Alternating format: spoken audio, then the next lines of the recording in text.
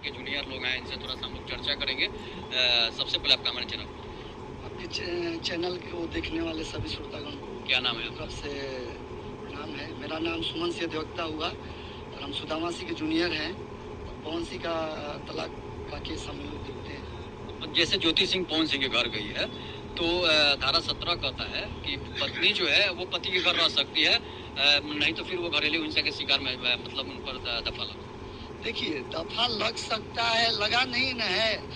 तलाक का जब केस चल रहा है तो अगर जाना है तो न्यायालय के आदेश से न जाएंगी। न्यायालय में आवेदन देती, न्यायालय उसका हम लोग जवाब देते, न्यायालय का फिर आदेश होता, तब आदेश के अनुसार जाती, कोई दिक्कत नहीं था। लेकिन बिना आदेश का, बिना परमिशन का, और ऑलरेडी न्यायालय में केस चल रहा है, कई एक बार उन लोगों की न्यायालय में उपस्थिति हुई, काउंसलिंग फेल हुआ, फाइनल हो गया कि साथ नहीं रहना है।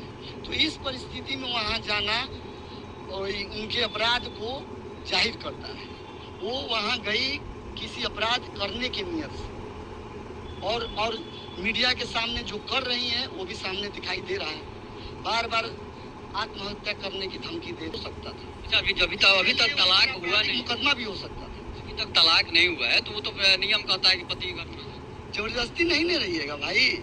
तलाक होने के बाद न्यायालय का आदेश होगा तब न रहिएगा कि जबरदस्ती घर में घुस जाइएगा। जबरदस्ती घर में नहीं न घुस सकती हैं। पति का तो बोले पति के घर में, हम अपने पति के घर में गए हैं, किसी दूसरे के तो घर में गए नहीं। कहने के लिए तो कहेंगी, पति उस समय नहीं थे, 4 साल से पति कहाँ थे। 2019 से वो लोग अलग रह रही हैं। 2019 से पति नहीं थे। 2019 से 25 तक वो चाहती तो अपना पति पत्नी का जो संबंध है उसको स्थापित कर सकती थी। तो इस बीच में उन्होंने कोई एक्शन नहीं लिया।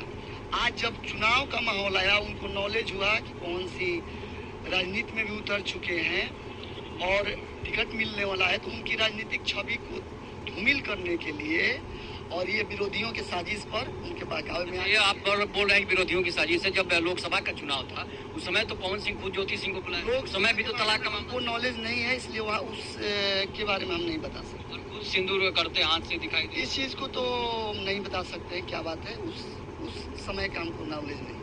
वकील को तो जानकारी रखनी चाहिए।